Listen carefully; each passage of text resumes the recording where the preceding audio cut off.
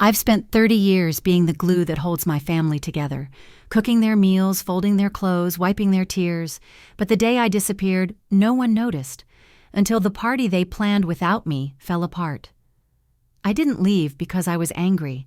I left to find out who I was beyond Mom. Welcome to the Betrayal Revenge channel, where stories come alive through voices you've never heard told this way before. Join us for a journey of truth and redemption. It all began 3 months ago, on a quiet morning in my Boston home that changed everything. When did I stop being Eloise and become just Mom? That question lingered in my mind as I stood in my kitchen, the morning light filtering through the lace curtains, casting delicate shadows on the worn wooden floor. The air smelled of coffee and the faint lavender of the dish soap I'd used to scrub last night's dishes. My hands, rough from years of cleaning and caring, gripped the edge of the counter as I stared at the phone on the table. It was silent, but I knew it wouldn't stay that way for long. I've always been the invisible hand in my family, the one who makes sure Vanessa's work shirts are ironed, Clarice's favorite tea is stocked, and Maribel's dreams, have a soft place to land. My daughters, my world. Vanessa, the eldest, all logic and responsibility. Clarice, sharp and judgmental, always quick to point out flaws. And Maribel, my youngest, so bright but so easily swayed. For them, I faded into the background, my own desires buried under their needs. But that morning, something felt different. A quiet ache in my chest, like a bruise I hadn't noticed until it was pressed. The phone buzzed, snapping me out of my thoughts. Vanessa's name flashed on the screen. I took a deep breath, steadying myself, and answered. "Mom, great news!" Her voice was bright, almost too bright, the kind of tone she used when she wanted something. "Maribel got that big promotion she's been chasing. We're throwing her a party this weekend to celebrate. It's going to be amazing." "That's wonderful, Vanessa," I said, my heart swelling with pride for Maribel. "I'd love to be there. What time should I—" There was a pause, a split-second hesitation that I knew too well. My stomach tightened. "Well, Mom," Vanessa continued, her voice softening, "it's more of a professional thing. You know, Maribel's colleagues, her boss, some important people. But we really need your help setting up. No one does it like you." I clutched the phone tighter, my knuckles whitening. The words hung in the air, heavy and sharp. Not invited, not wanted, just needed. For my hands, my skills, my ability to make everything perfect. "So I'm not coming to the party itself?" I asked, my voice barely above a whisper. "It's not like that," Vanessa said quickly, but I could hear the discomfort in her tone. It's a formal crowd, but we need you there by noon to set up. The gold-rimmed plates, the crystal glasses, maybe those little appetizers you make.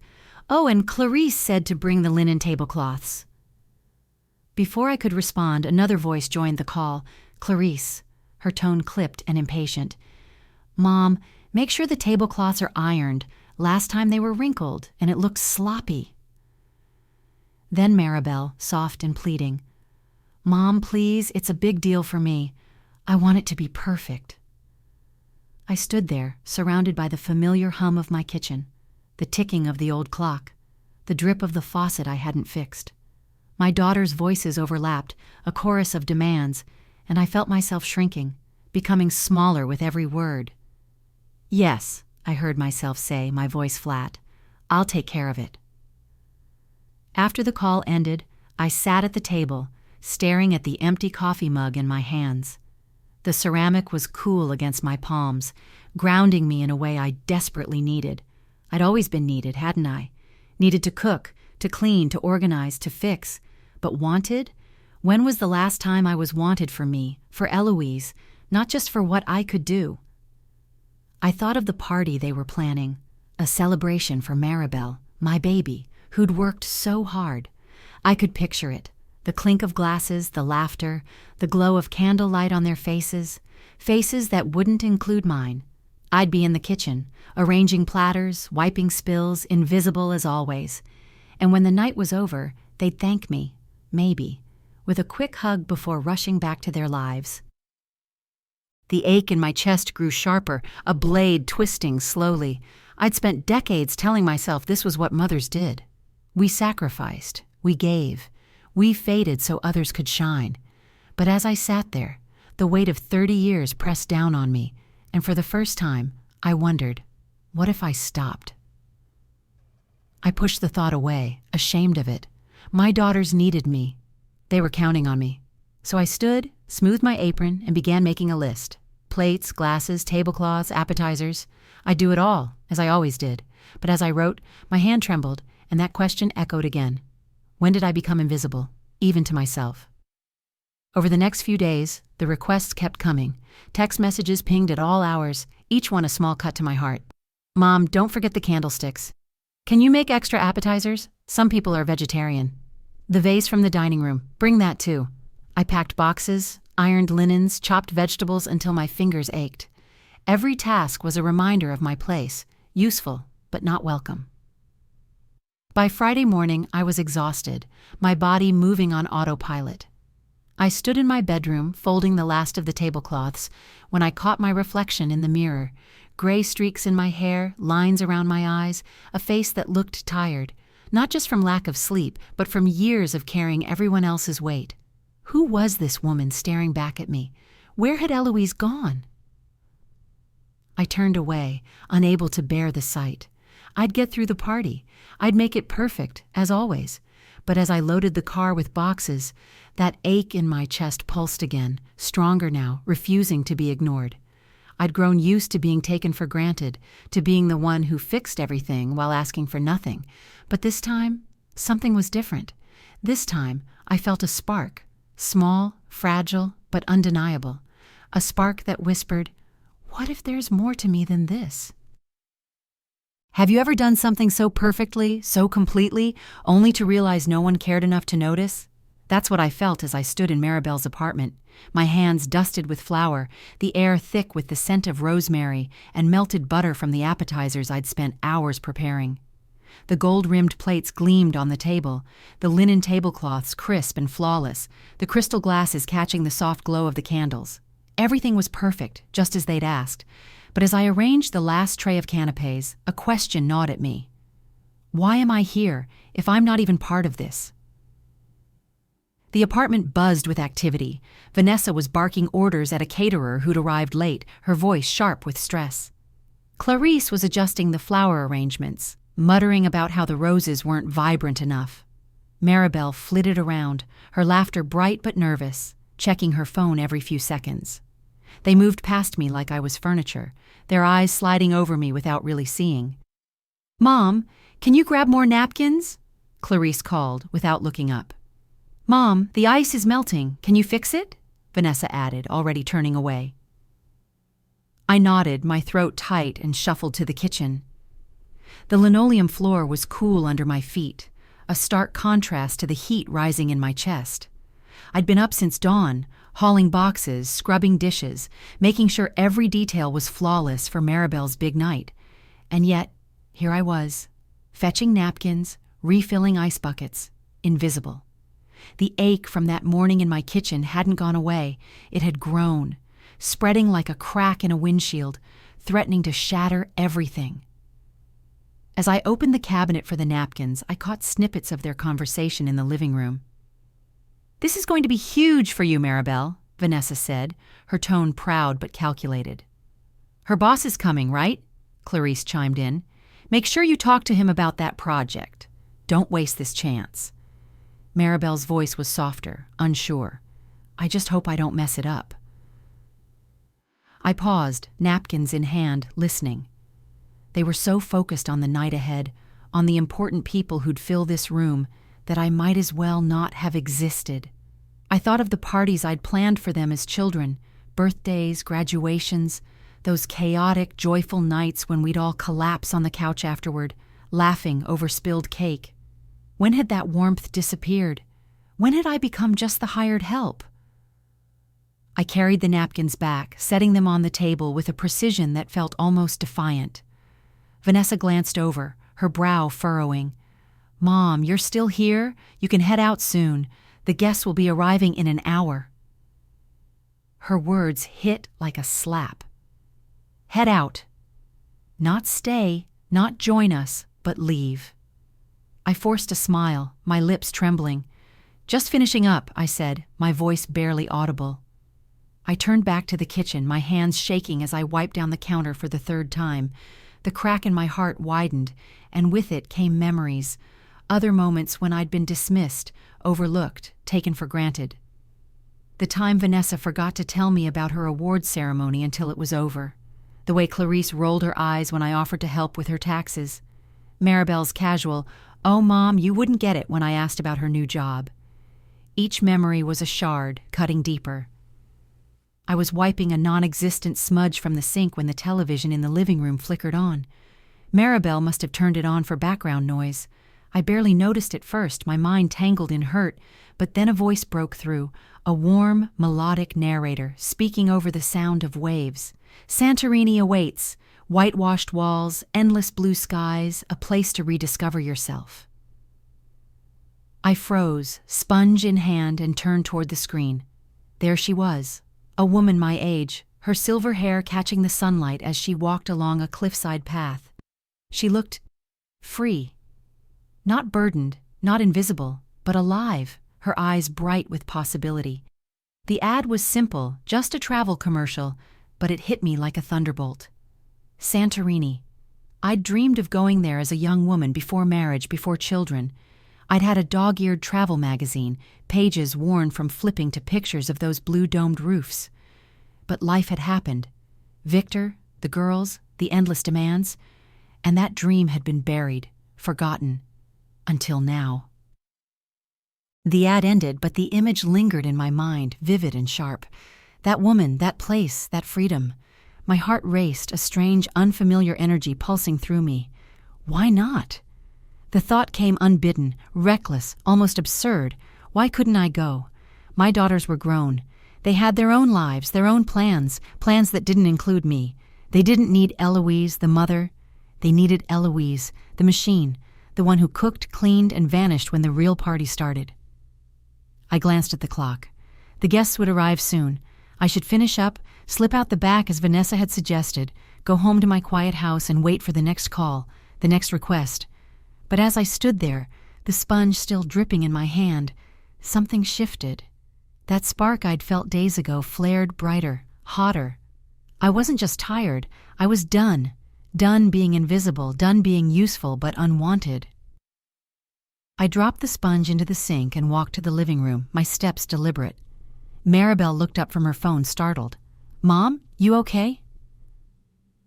"I'm fine," I said, my voice steadier than I felt. "I'm heading out now." "Oh, great," Vanessa said, distracted, already turning back to her checklist. "Thanks for everything, Mom. You're a lifesaver." I didn't respond.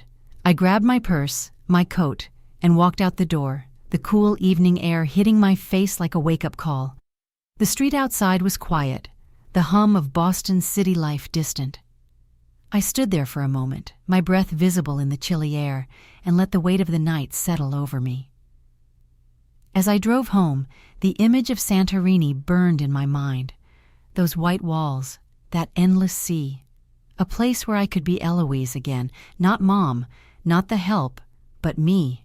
The idea felt dangerous, thrilling, like standing at the edge of a cliff. Could I really do it? Just leave? Abandon the role I'd played for decades? When I got home, I didn't unpack the car or start dinner.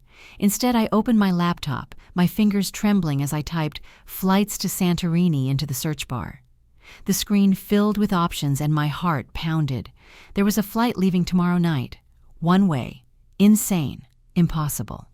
But as I stared at the screen, the crack in my heart became a chasm, and I knew I couldn't go back to being invisible. Not anymore. "Why not?" I whispered to myself. "They don't need me as their mother. They only need me as their machine." What does it feel like to breathe without the weight of everyone else's expectations? I didn't know until I stood at the airport, my suitcase at my feet, the hum of voices and rolling luggage fading into a distant hum. My phone buzzed in my pocket. Vanessa, probably, or Clarice, demanding to know where I was, why the extra appetizers weren't at Maribel's apartment. But for the first time in decades, I didn't answer. I reached into my purse, switched it off, and felt a shiver of freedom ripple through me.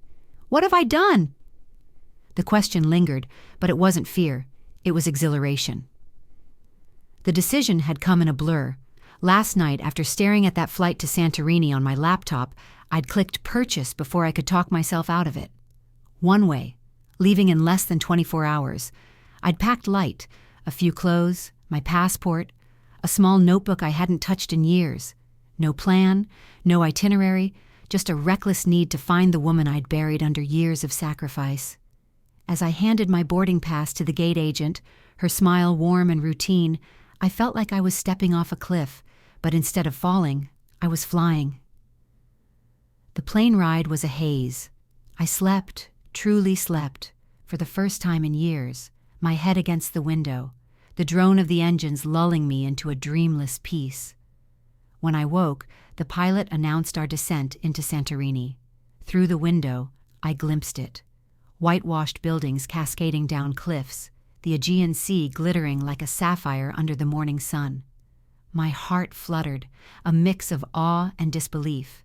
I was here. I was really here. Stepping off the plane, the air was warm, laced with salt and the faint sweetness of blooming bougainvillea. I took a taxi to a small guest house I'd booked on a whim, its walls painted a blinding white, its blue shutters creaking in the breeze. The owner, a woman with kind eyes and silver-streaked hair, handed me a key and said, "Welcome to your new beginning." Her words sank into me, soft but heavy, like a stone dropped into still water. My room was simple, a narrow bed, a wooden chair, a window overlooking the caldera. I stood there for a long time, breathing in the unfamiliar scents of sea and sun-baked stone. Below, the island unfolded. Cobblestone paths winding between houses, the distant chime of church bells, the laughter of tourists spilling from cafes. It was nothing like Boston's gray streets, nothing like the kitchen where I'd spent my life scrubbing and serving. Here I wasn't Mom, I was just me. The first day I wandered. No map, no plan, just my feet carrying me through Santorini's narrow streets. I passed shops with woven baskets and ceramic tiles, their colors vivid against the white walls. I stopped at a cafe, ordered a coffee so strong it made my tongue curl, and sat outside, watching the world go by.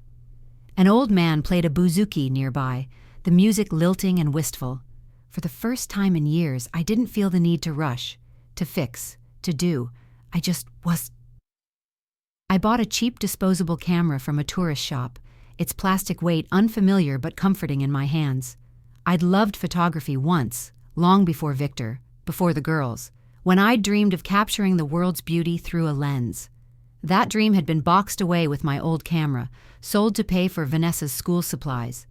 But now, as I snapped a photo of a stray cat curled on a sun-warmed step, I felt a spark reignite. Click. A blue-domed church against the sky. Click. A fisherman mending nets by the harbor. Each shot was a piece of me coming back to life. Days blurred into one another, each one lighter than the last. I woke to the sound of waves, not alarms. I ate fresh tomatoes and feta, the flavors sharp and bright, without worrying about who'd clean the plates. I walked until my legs ached, my skin tanning under the Greek sun, my hair growing wild and streaked with salt. At night, I sat on my balcony, the stars so close I could almost touch them, and wrote in my notebook. Thoughts, fragments, dreams I hadn't dared to dream in years. I want to laugh without guilt. I want to be seen. I want to be enough. One afternoon, I stood at the edge of Oya, the town's cliffs dropping sharply to the sea below. The wind tugged at my scarf, and I closed my eyes, letting it whip through me. I felt free. Not just from my daughter's demands or the weight of my old life, but from the voice in my head that had always whispered I wasn't enough. For the first time in 30 years, I felt like Eloise. Not the mother, not the wife, not the invisible hand, but the woman who could stand here on this cliff and belong to herself. But freedom, I'd learn, is fragile. That night, as I lay in bed, the guest house quiet except for the distant hum of cicadas, I felt a pang of guilt. My daughters. I hadn't checked my phone since I'd left, hadn't told them where I was. Were they worried? Angry? Did they even care? I pushed the thoughts away, pulling the thin blanket tighter around me. I wasn't ready to go back, not yet. I needed this place, this peace, this version of myself a little longer. How long can you outrun the past before it catches up? I'd been in Santorini for a week, my days filled with sunlight, my nights with starlit peace. But that morning, as I sat on my balcony sipping coffee, the bitter taste lingered longer than it should have. My phone, still off, sat on the table like a sleeping beast. I'd ignored it for days, savoring the silence, but a nagging feeling tugged at me, a whisper that freedom comes at a cost. What am I avoiding? The guest house was quiet, the air warm with the scent of jasmine and sea salt. Below, the caldera sparkled, and the distant hum of a fishing boat carried on the breeze. I'd planned to walk to Fira today, to photograph the market's chaos, but my eyes kept drifting to the phone. I reached for it, my fingers hesitant, as if it might burn me. With a deep breath, I powered it on. The screen lit up, and within seconds it buzzed violently, notifications flooding in like a storm. Missed calls, dozens from Vanessa, Clarice, Maribel. Texts piled up, their tones shifting from confusion to panic. "Mom, where are you?" The party was a disaster. "Where were you?" "Mom, please, we're worried." I scrolled through, my heart pounding, guilt creeping in like damp rot. But then one message stopped me cold. It was from Vanessa, sent just hours ago. "Victor's at the house. Mom, please call me." Victor, my ex-husband. The name alone sent a chill through me, sharp and familiar, like the sting of an old wound. I hadn't heard from him in years, not since he'd walked out, leaving me to raise our girls alone. His absence had been a relief, a wound that had finally scabbed over. So why was he back now? And why was he in my house? My hands trembled as I dialed Vanessa's number, the phone slippery against my palm. She answered on the first ring, her voice tight with worry. "Mom? Oh my God, where are you? Are you okay?" "I'm fine, Vanessa," I said, trying to keep my tone steady. "What's going on? Why is Victor at the house?" There was a pause, and I could hear her breathing, uneven and strained. "He just showed up a few days ago, said he was checking on things since you were gone. He had a key, God knows how, and now he's acting like he owns the place. Mom, he's saying you abandoned us, that you've lost it, that you don't deserve the house." The words hit like a punch, stealing my breath. I stood, pacing the balcony, the stone floor cool under my bare feet. "Abandoned you?" I repeated, my voice rising. "He's the one who walked out 15 years ago. What right does he have?" I know, Vanessa said, her voice breaking. "But he's got papers, Mom. Legal stuff. He's saying since you left without a word, he can claim the house. He's been talking to Maribel too, acting all sweet, like he's the perfect dad. I don't know what to do." I gripped the balcony railing, the metal warm from the sun, and stared out at the sea. It was still beautiful, still endless, but now it felt distant, like a painting I couldn't touch.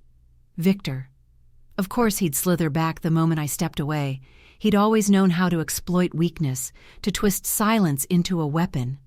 My absence, my freedom, was his opportunity. What does he really want? I forced myself to sit, to breathe, to think. "Vanessa," I said, my voice calmer now, though my heart raced. "Don't let him in your head. I'll figure this out. Just keep an eye on him. Don't sign anything. Don't agree to anything."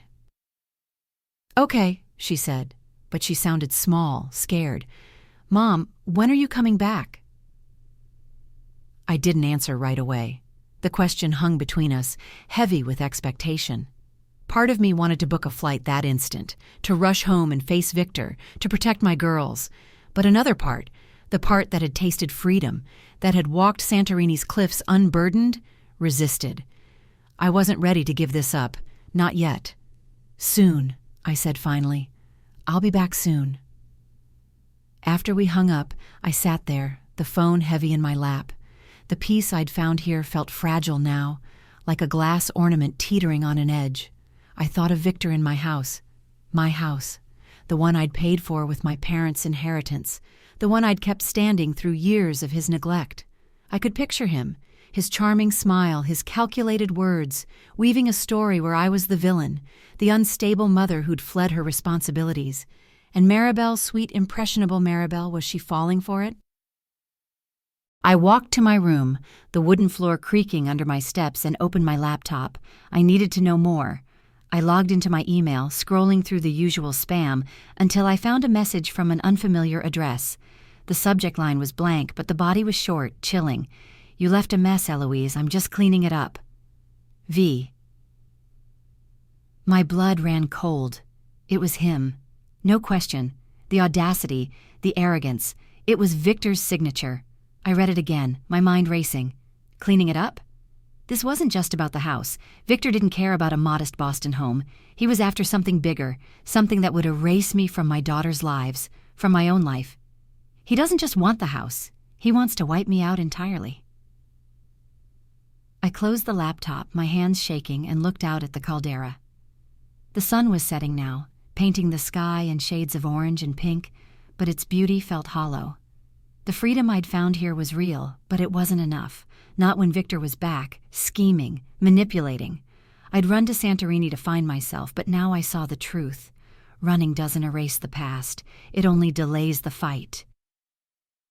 How do you lose someone you've spent your life protecting? I sat in my Santorini guest house, the evening breeze carrying the scent of salt and jasmine through the open window. My laptop glowed on the desk, its screen open to an email that wasn't meant for me, an email that confirmed my worst fears. My youngest, Maribel, my dreamer, my heart, had been pulled into Victor's web. The question burned in my chest. How could I not have seen this coming? The email had come up by chance. After Victor's chilling message, I'd started digging, logging into an old family email account we'd shared years ago for bills and school notices. I hadn't checked it in months, but something told me to look. There, buried among spam and forgotten newsletters, was a forwarded thread from Maribel's personal account. The subject, opportunity of a lifetime. The sender, Victor. I clicked, my pulse hammering. The email was dated weeks ago, before I'd left for Santorini. Victor's words were smooth, calculated, dripping with the charm he'd always wielded like a blade. "Maribel, I've been watching your career and I'm so proud. I know people who can take you to the next level. Investors, mentors, the kind of connections you need. Let's meet. I want to help you shine." My stomach churned as I read on, the thread unfolding like a confession. Maribel's replies were hesitant at first. "I don't know, Dad, it's been so long," but grew eager, hopeful. "Really? You think they'd be interested in my project?" By the final email, she'd agreed to meet him, to let him guide her. I leaned back in the chair, the wood creaking under me, and pressed my hands to my face. The room felt smaller, the walls closing in. Victor hadn't just wormed his way into my house. He'd targeted Maribel, my most vulnerable daughter, the one who'd always craved approval, who'd cried for him when he left us years ago. I could picture her now, her wide eyes bright with hope, hanging on his promises, and I hadn't been there to protect her. I stood pacing the small room, the tiled floor cool against my bare feet. Memories flooded back. Maribel at 5, clinging to my hand at the park. At 12, sobbing when Victor missed her birthday. At 20, beaming when she landed her first job. She was brilliant but fragile, easily swayed by the right words. Victor knew that.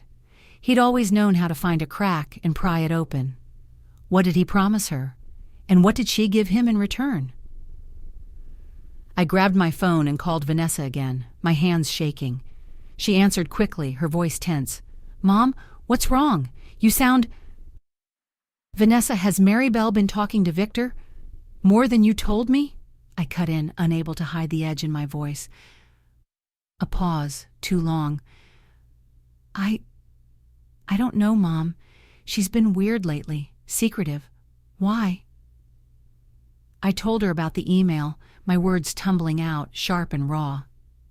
"He's been meeting with her, Vanessa, for weeks, promising to boost her career, dangling connections. This isn't just about the house. He's manipulating her." Vanessa's breath caught. "Oh, God, that explains it. She's been defending him, saying he's changed, that he wants to make things right. I thought she was just hopeful. Mom, what do we do? I need to talk to her, I said, my voice firm despite the panic clawing at me. Set up a call, now. An hour later, I sat on the balcony, the phone pressed to my ear, the stars above Santorini sharp against the black sky. Maribel's voice came through, soft but guarded. Mom, Vanessa said you're upset. What's going on? I took a deep breath, the sea air steadying me. Maribel, I found emails between you and your father. About meetings, about your career. Why didn't you tell me? Silence. Then defensively, it wasn't a big deal. He reached out a while ago, said he wanted to help. He knows people, Mom. Important people. I thought he was trying to be a dad again. Her words were a knife, twisting in my gut. I closed my eyes, picturing her face, her hopeful smile, her need to believe in him. Maribel, listen to me, I said, my voice low, urgent. Your father doesn't do anything without a plan. He's not helping you. He's using you. He's in my house, claiming I abandoned you, trying to take it. And now he's got you keeping secrets. That's not true, she snapped, but there was a tremor in her voice. He said you'd say that. He said you're jealous, that you don't want him back in our lives. I gripped the phone tighter, my knuckles white. Victor's voice echoed through her words, his poison seeping into my daughter. Maribel, I said, forcing calm. He's lying. He's always lied. Think about it. Why now? Why after all these years? What does he really want? She didn't answer right away. I could hear her breathing, uneven, like she was fighting tears. I don't know, she whispered finally. He promised to introduce me to investors for my project. He said it'd make my career. And then he asked about the house, about your will. I thought he was just worried about you. My heart sank, heavy as stone. The house, my will. Victor wasn't just after property. He was laying the groundwork to control everything, to turn my own daughter against me. Maribel, I said, my voice breaking. What did you tell him? I didn't tell him much, she said. Her words rushed, panicked. Just that you own the house, that it's in your name. He asked if you'd ever talked about giving it to us, and I said no. Mom, I didn't know. I thought he cared. I leaned against the balcony railing, the metal cool against my skin, and fought the tears burning my eyes.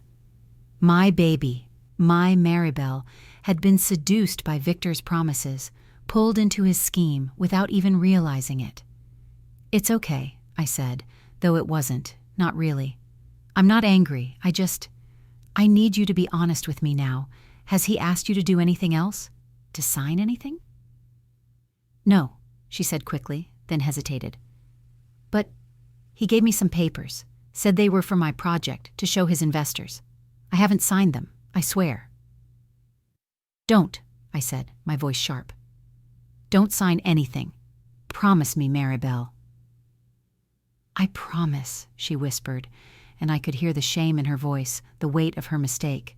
Mom, I'm so sorry. I didn't mean to. I know, I said, softening. I know you didn't, but we need to fix this, together. After we hung up, I sat there, the phone limp in my hand, the night air heavy around me. The stars still shone, but their light felt cold now. Maribel's betrayal, unintentional but real, cut deeper than I'd expected. I'd lost her, not to anger or distance, but to Victor's manipulation, to her own desperate need for a father's love. I've lost my youngest daughter. The thought was a wound, raw and bleeding. But as the grief settled, something else stirred, a resolve, hard and unyielding.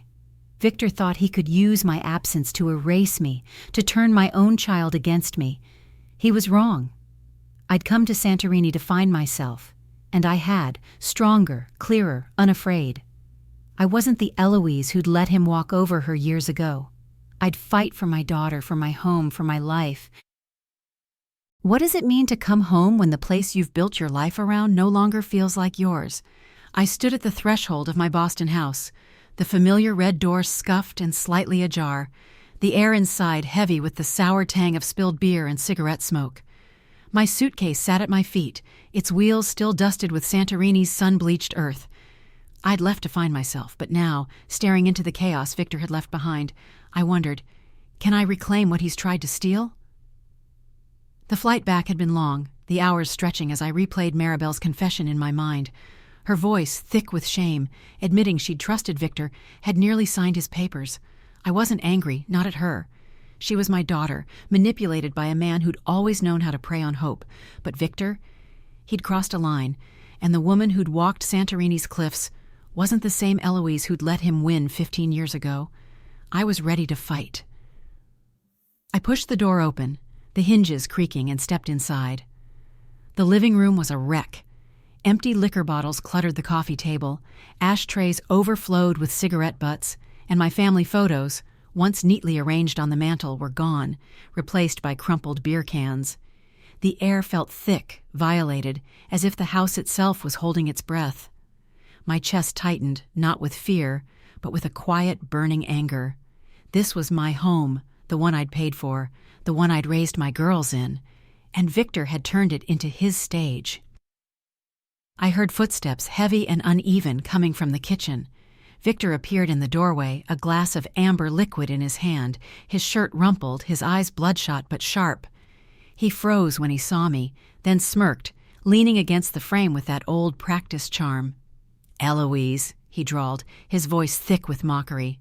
"The prodigal wife returns. Had enough of your little vacation?" I straightened, meeting his gaze without flinching. "This is my house, Victor. Get out." He laughed, a low, guttural sound that sent a shiver down my spine. "Your house? You abandoned it, sweetheart. Left your kids, your responsibilities. I'm just keeping things in order." He took a sip, his eyes never leaving mine, testing me. "You really think you can waltz back in and call the shots?" I stepped forward, my voice steady, though my heart pounded. "I didn't abandon anyone. You're the one who walked out 15 years ago. This house is mine, legally, undeniably, and you're trespassing." His smirk faltered just for a moment, but he recovered quickly, setting his glass on the counter with a deliberate clink. "Trespassing?" he said, his tone mocking. "That's rich coming from the woman who ran off to Greece without a word. You left a mess, Eloise. I'm just cleaning it up. Ask Maribel. She'll tell you I've been a better parent than you lately." His words were a blade, aimed to cut deep, but I didn't flinch. I thought of Maribel's tearful confession, her guilt over trusting him. "Maribel knows who you are now?" I said, my voice low, controlled. "She told me about your meetings, your promises, your papers. You used her, Victor. You preyed on her dreams to get to me." For a moment, something flickered in his eyes, surprise, maybe, or fear, but he masked it with a shrug. "She's a grown woman. She can make her own choices, unlike you running away like a coward." He stepped closer, his breath sour, his presence looming. "You're not in control here, Eloise. Not anymore." I held my ground, my hands clenched at my sides. Santorini had taught me something. Freedom wasn't just about running. It was about standing firm, claiming your space. "You're wrong," I said, my voice rising, clear and sharp. "I'm more in control than I've ever been, and I'm not afraid of you."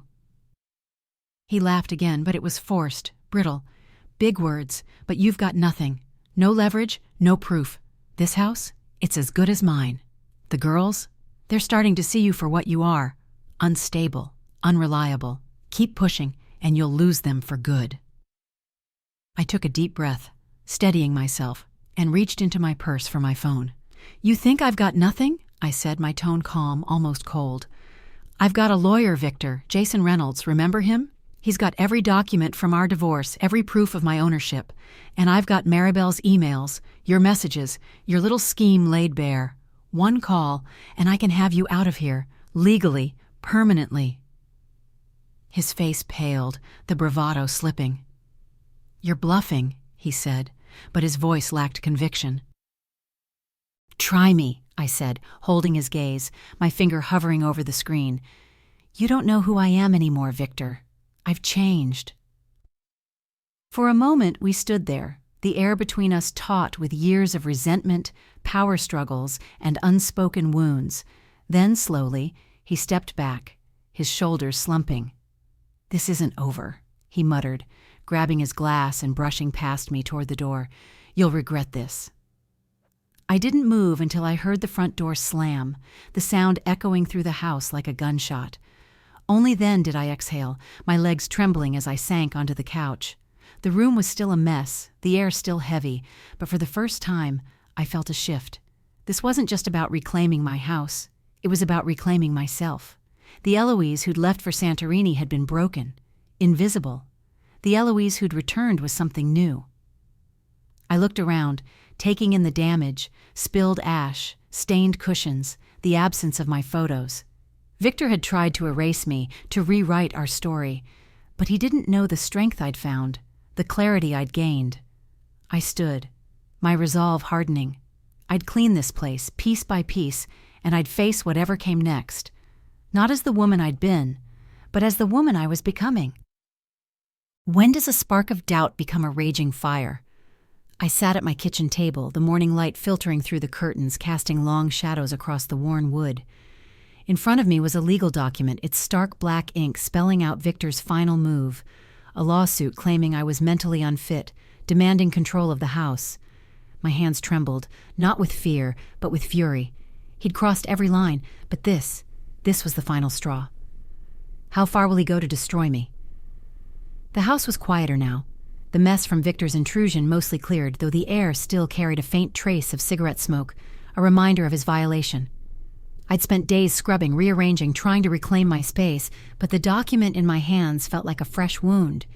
Victor wasn't just after the house anymore. He was painting me as a madwoman, unstable, unfit to be a mother, unfit to own what was mine.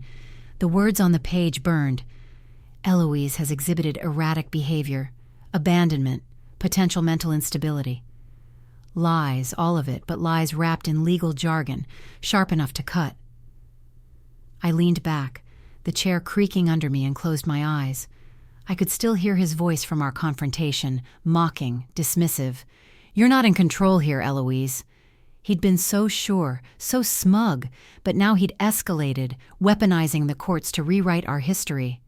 I thought of my daughters, Vanessa's worried calls, Clarice's sharp questions, Maribel's tearful confession. They'd been shaken by Victor's return, but this would break them. Or would it? What will they believe when they see this? The doorbell rang, jarring me from my thoughts. I opened it to find Vanessa, her face pale, her eyes wide with shock. "Mom, have you seen this?" she said, holding up a copy of the same lawsuit, her voice trembling. "He's saying you're crazy, that you can't be trusted. He's telling everyone, neighbors, my coworkers. How can he do this?"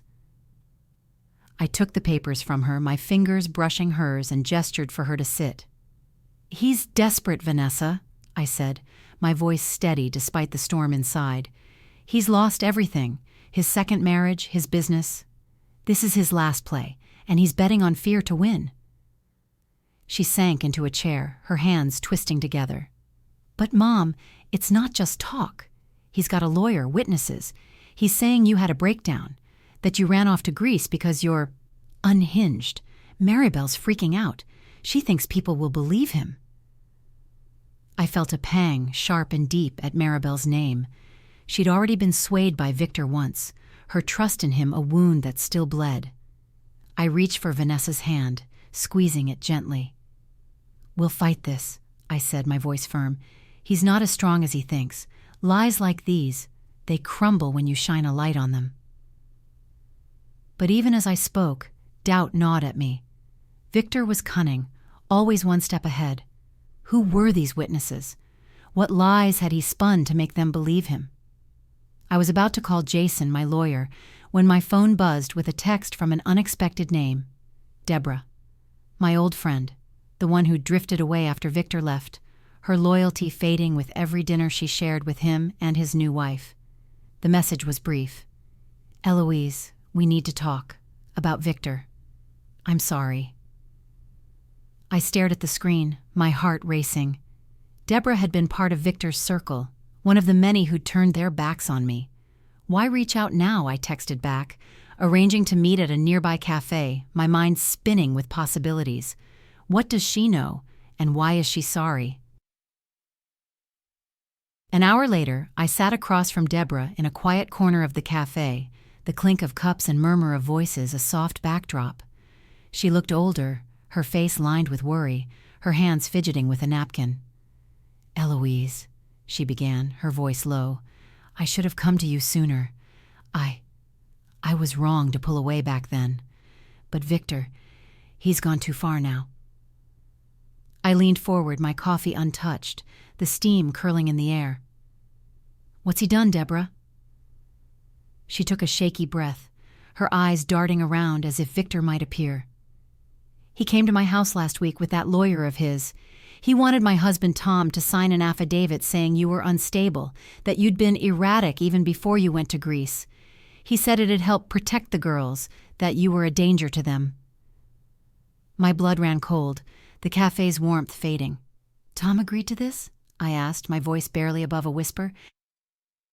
Deborah shook her head, her fingers shredding the napkin. "Not yet, but Victor, he's got something on Tom. An old business deal, something shady from years ago. He's threatening to expose it, to ruin Tom's reputation if he doesn't cooperate.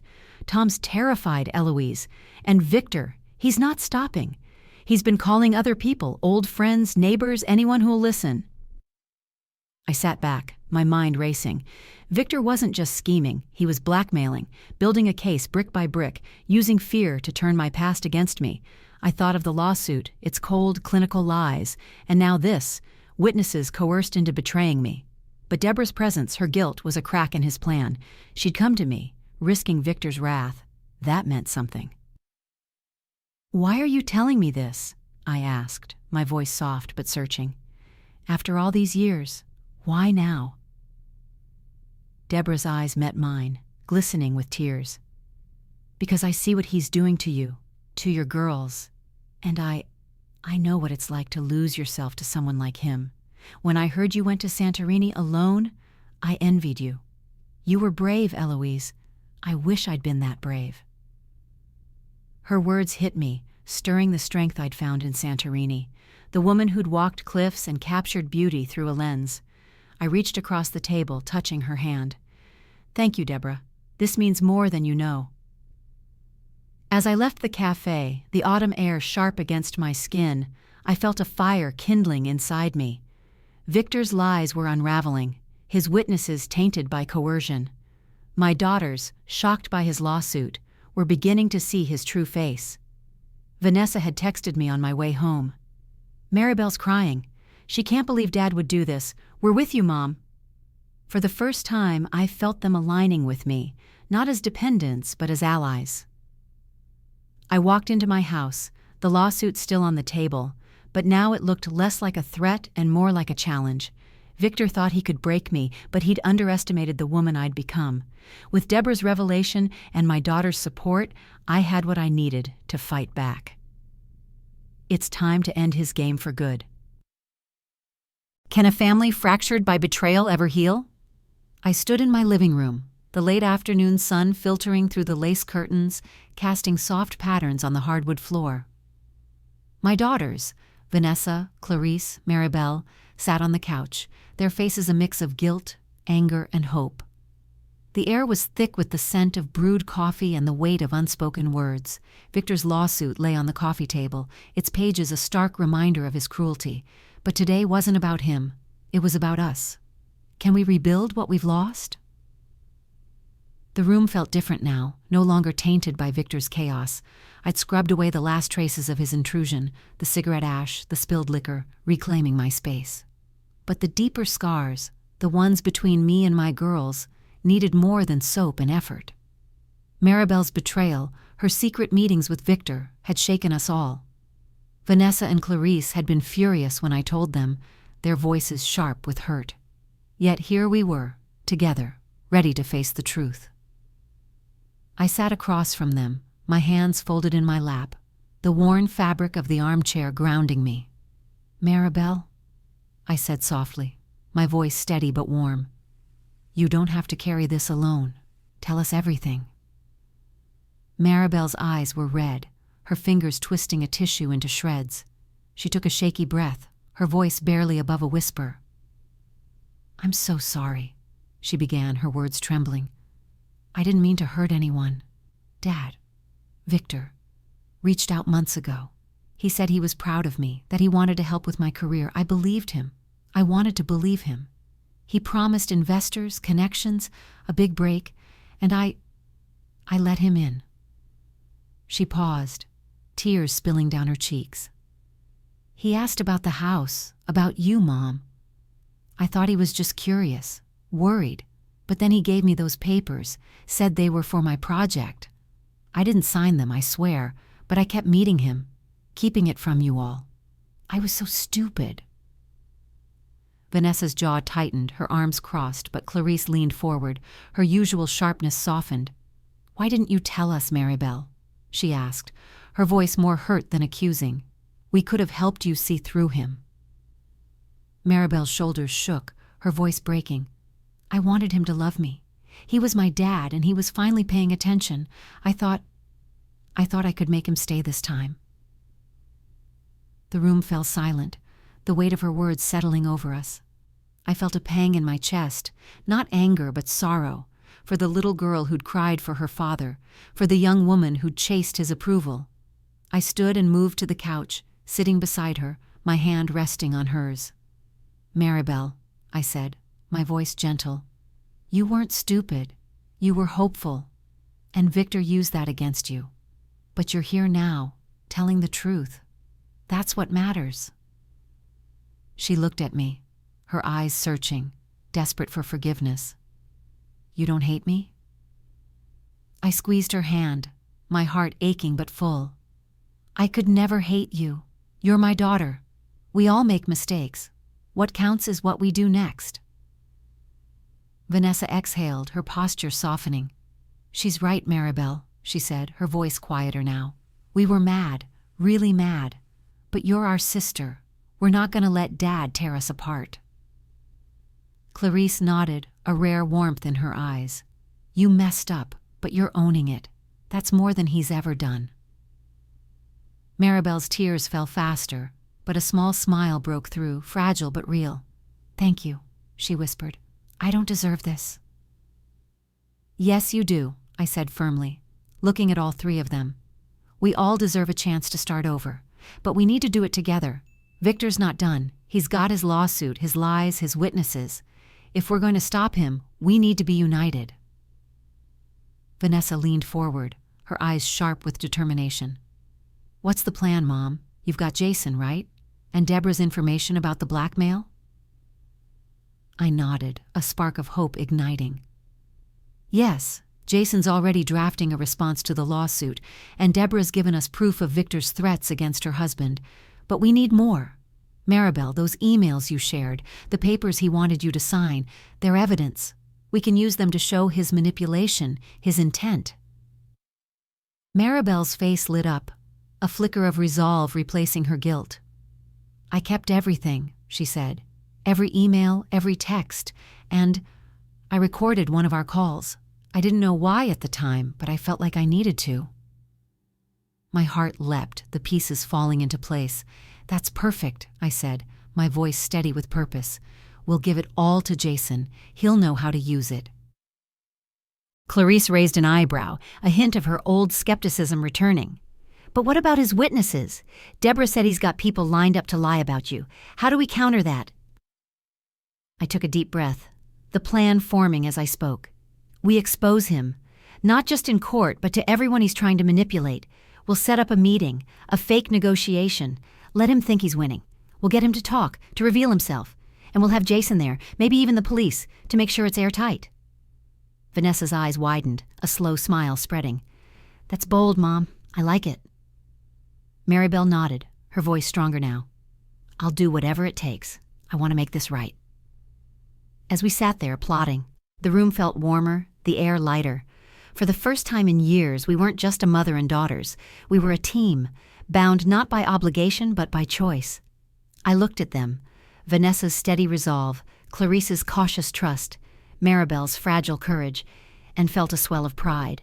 We'd been broken, but we were mending, stitch by stitch. The sun dipped lower, casting a golden glow across the room, and I stood, my heart full. "We're not his victims anymore," I said, my voice ringing with certainty. "We're fighters, and we'll end this together." What does it take to topple a man who thrives on control? I sat in a dimly lit conference room, the air heavy with the scent of polished wood and stale coffee. Across from me, Victor leaned back in his chair, his smirk as sharp as ever, oblivious to the trap we'd set. My daughters, Vanessa, Clarice, Maribel, stood behind me, their presence a quiet strength. The recorder hidden in my purse hummed silently, capturing every word. This was it, the moment we'd end his reign over our lives. Will he see the fall coming before it's too late? The past week had been a whirlwind. With Jason, my lawyer, we'd built a case, weaving together Maribel's emails, her recorded call with Victor, and Deborah's testimony about his blackmail. But Victor's lawsuit was gaining traction, his lies about my mental state spreading like wildfire. We needed more than documents. We needed him to expose himself, to unravel in front of witnesses who couldn't look away. So we'd arranged this meeting, a supposed settlement negotiation, with Jason and a neutral mediator present. The police, tipped off about Victor's blackmail, waited nearby, ready to step in. Victor's lawyer, a slick man with a practiced smile, opened the meeting, his voice smooth. "Let's keep this civil, Ms. Eloise. My client is willing to drop the lawsuit if you agree to transfer ownership of the house and step back from managing family affairs." I met Victor's gaze, his eyes glinting with triumph, and kept my voice calm, measured. "That's a generous offer, Victor, but I'm curious. Why the house? You've been gone for 15 years. Why come back now?" He shrugged, his smirk widening, but I saw a flicker of unease. "I'm looking out for our girls," he said, his tone dripping with false sincerity. "You've been unstable, running off to Greece, leaving them in the lurch. Someone needs to step up." Maribel flinched behind me, her breath catching, but she stayed silent, as we'd planned. I leaned forward, my hands folded on the table, my voice steady. "Unstable? That's a strong word. Care to explain what you mean?" Victor's lawyer shifted, sensing a trap, but Victor took the bait, his ego too big to resist. "Come on, Eloise," he said, his voice laced with mockery. "You abandoned your kids, disappeared without a word, and before that, everyone saw you falling apart, crying in public, forgetting things. I've got people who'll swear to it." I raised an eyebrow, keeping my tone light, almost curious. "People like Tom, Deborah's husband? The one you threatened to expose for some old business deal if he didn't sign your affidavit?" The room went still, the air tightening. Victor's smirk faltered, his eyes darting to his lawyer, who coughed nervously. "That's a serious accusation," the lawyer said, his voice sharp. "Do you have proof?" I glanced at Jason, who nodded slightly, then turned back to Victor, my voice cold, deliberate. "Oh, we have proof. Emails, texts, recordings. Maribel kept everything you sent her, your promises, your lies about investors, and that call where you asked her to lie about my mental state. We've got that too." I paused, letting the words sink in, then added, "And Deborah, she told us about your blackmail. Tom's ready to testify, Victor. You're not as untouchable as you think." Victor's face paled, his hands gripping the table's edge, but he forced a laugh, brittle and unconvincing. "You're bluffing," he said, his voice rising. "You think you can scare me with a few emails? I've got witnesses, Eloise. I've got leverage. You're the one who's unstable, and everyone knows it." His lawyer put a hand on his arm, whispering urgently, but Victor shook him off, his composure cracking. "You want to play dirty?" he snapped, leaning forward, his eyes wild. "Fine. I told Tom I'd ruin him, and I will. I told Maribel I'd make her career if she played along, and she ate it up. You think you're winning? You're nothing without me. This house, these girls, they're mine, and I'll take it all." The room froze, his words echoing, raw and damning.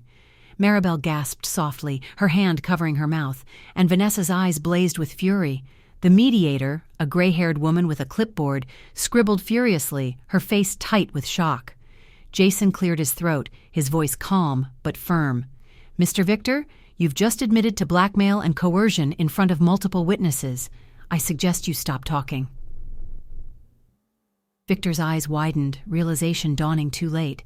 He opened his mouth, but no words came, his bravado crumbling like ash. I stood, my voice steady, cutting through the silence. You're done, Victor. You've lost. The house, the girls, your lies, they're not yours anymore. They never were. Before he could respond, the door opened, and 2 police officers stepped in, their badges glinting in the fluorescent light. Victor, one said, his tone flat, you're under arrest for blackmail and attempted fraud. Anything you say can and will be used against you. Victor's face contorted, a mix of rage and disbelief as the officers cuffed him.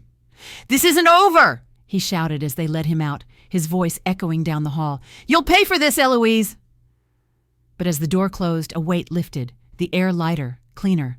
I turned to my daughters, their faces a mix of relief and exhaustion. Maribel was crying, but her tears were different now, cleansing, not burdened by guilt. Vanessa reached for my hand, her grip strong, and Clarice, ever guarded, gave me a small, rare smile. We did it, Mom, she said, her voice soft but sure. We left the conference room together, stepping into the crisp Boston evening, the city's hum a distant comfort. The lawsuit was dead, Victor's credibility shattered, his threats exposed. Jason had assured me the legal fallout would keep him tied up for years. Civil suits, criminal charges, a reputation in ruins. He'd fallen, not by my hand alone, but by the strength of our family, united at last. As we walked to the car, Maribel slipped her arm through mine, her voice tentative but warm. I'm proud of you, Mom, and I'm sorry for everything. I squeezed her arm, my heart full. We're past sorry now, I said, smiling. We're starting over. What does it mean to start over when the past has left its scars? I stood in my Boston kitchen, the morning sun streaming through the window, warming the wooden counter where I'd spent decades preparing meals, mending hearts, and piecing myself back together. My hands cradled a mug of coffee, its steam curling like a promise. The house was quiet, the chaos of Victor's intrusion gone, but the air hummed with possibility. My daughters were coming over today, not out of need, but out of choice. Can we write a new story together? The weeks since Victor's arrest had been a whirlwind. His lawsuit collapsed under the weight of his own confessions, recorded and witnessed in that conference room. The police had uncovered more. Shady deals, coerced witnesses, a trail of manipulation stretching back years. Victor was facing multiple charges, his charm no match for the evidence we'd gathered. My house was mine again, legally and emotionally, its walls no longer echoing his threats. But more than the house, I'd reclaimed my family, my strength, my sense of self. I walked to the living room, the hardwood floor cool under my feet, and paused at the mantel. The family photos were back, their frames polished, their smiles a reminder of what we'd fought for. There was a new one, too, a snapshot from Santorini, taken by a kind stranger, me standing on a cliff, the sea behind me, my face alight with freedom. I'd framed it not to dwell on the past, but to remind myself of the woman I'd become, strong, unafraid, whole. The doorbell rang, and I opened it to find Vanessa, Clarice, and Maribel, their faces bright despite the autumn chill. Vanessa carried a bakery box, the scent of fresh croissants wafting out. Clarice held a bouquet of sunflowers, their golden petals vibrant against her dark coat. Maribel, her eyes clear of the guilt that had once shadowed them, hugged me tightly, her warmth grounding me. We brought breakfast, she said, her voice light, almost shy. Thought we could eat together, like old times. I smiled, my heart swelling, and ushered them in. Old times, but better, I said, leading them to the kitchen. We set the table together, a rhythm born of years, but now free of obligation. The clink of plates, the rustle of napkins, their laughter, it felt like a melody, one we were writing anew. As we ate, the conversation flowed, not around Victor or the pain he'd caused, but around life, Vanessa's new project at work, Clarice's cautious steps toward opening her own business, Maribel's pitch to real investors, ones untainted by her father's lies. I listened, marveling at their strength, their dreams, and the way they included me, not as the fixer, the invisible hand, but as their mother, their equal. "Mom," Maribel said, her fork pausing midair, "I've been thinking, that trip you took to Santorini, it changed you. I want to know more about it, not just the fight with Dad, but what you found there." I leaned back, the memory of Santorini's cliffs and blue domes vivid in my mind. "I found myself," I said simply, my voice soft but sure. I'd forgotten who I was, buried under years of doing for everyone else. Santorini gave me space to breathe, to remember I'm more than a mother, more than a wife. I'm Eloise. Vanessa nodded, her eyes thoughtful. "You're different now," she said. "Stronger. I mean, you were always strong, but now it's brighter." Clarice, ever the skeptic, gave a small smile. "Yeah, you scared the hell out of Dad. That was pretty badass." We laughed, the sound filling the room, and for a moment I saw us as we could be, a family not defined by pain or betrayal, but by love, respect, and shared growth. I reached for the disposable camera I'd brought back from Greece, its photos developed and tucked into an album. "Want to see?" I asked, passing it to Maribel. She flipped through the images, cats on sunlit steps, fishermen by the harbor, the endless sea. "These are beautiful, Mom," she said, her voice awed. "You're really good at this." "I used to want to be a photographer," I admitted, the words easier now, before life got in the way. "I'm thinking, maybe I'll start again. Take a class, travel more, not to run away, but to keep growing." Vanessa's eyes lit up. "You should, and we'll come with you sometimes. Right, guys?" Maribel nodded eagerly, and Clarice shrugged, a playful glint in her eye. "Only if you don't make us pose for 1,000,000 pictures." As we cleared the table, the sun climbed higher, bathing the kitchen in gold. I felt a quiet certainty settle over me. This was our new beginning, not perfect, not without scars, but ours. We'd faced Victor, faced our own mistakes, and come out stronger. The future stretched ahead, open and uncharted, and for the first time, I wasn't afraid of it. Later, as my daughters left, their laughter echoing down the driveway, I stood at the door, the autumn breeze cool against my skin. I thought of Santorini, of the woman I'd found there, and of the family we were building here. We're not just surviving anymore, we're thriving. What does it mean to come full circle, not to where you started, but to a place stronger, wiser, whole? I stood on a Santorini cliff, the Aegean Sea stretching endless before me, its blue so vivid it seemed to hum. The wind tugged at my scarf, the same one I'd worn a year ago when I first fled here, broken and invisible. Now my daughters, Vanessa, Clarice, Maribel, stood beside me, their laughter mingling with the crash of waves below. We'd come back together, not to escape, but to celebrate. Have we truly found our way home to each other? It had been a year since Victor's fall, a year since we'd reclaimed our family from his lies. The house in Boston was ours again, its walls filled with new memories. Sunday dinners, late-night talks, the clatter of dishes as we cooked together. Victor was a fading shadow, his legal battles dragging on in courtrooms far from our lives, his influence shattered by the truth we'd exposed. But the real victory wasn't his defeat. It was us, rebuilt, reconnected, stronger than ever. I glanced at my daughters, their faces glowing in the Santorini sun. Vanessa, steady and confident, was planning a trip to volunteer abroad, inspired by my own journey. Clarice, her edges softened, had launched her business, her determination matched only by her quiet pride in us. Maribel, free of Victor's shadow, was thriving, her career soaring with real mentors who saw her talent. And me? I was Eloise, not just their mother, but a woman with dreams, a camera slung around my neck, my first photography exhibit set to open back home. We'd planned this trip as a milestone, a way to honor how far we'd come. Santorini wasn't just my refuge anymore. It was ours, a place to mark the closing of one chapter and the opening of another. We stayed in the same guest house, its white walls and blue shutters as welcoming as before. The owner, recognizing me, had hugged me tightly, whispering, You brought your heart back with you. This morning, we'd hiked to Oya, the town's cliffs a cascade of white against the sea. The air smelled of salt and wild thyme, the sun warm on our skin. I lifted my camera, capturing my daughters against the iconic blue domes, their smiles unguarded, their bond palpable. Click. Vanessa's arm around Maribel. Click.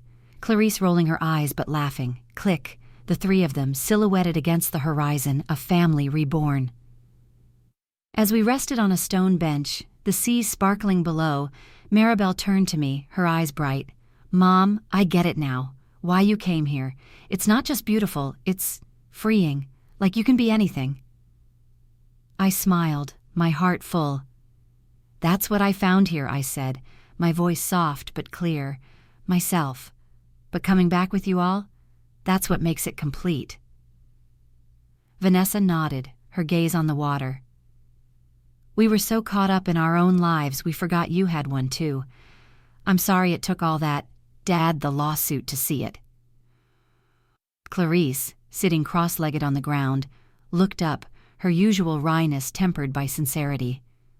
Yeah, well, you didn't make it easy, Mom, running off like that, but it woke us up, made us realize we needed to step up, not just for you, but for each other.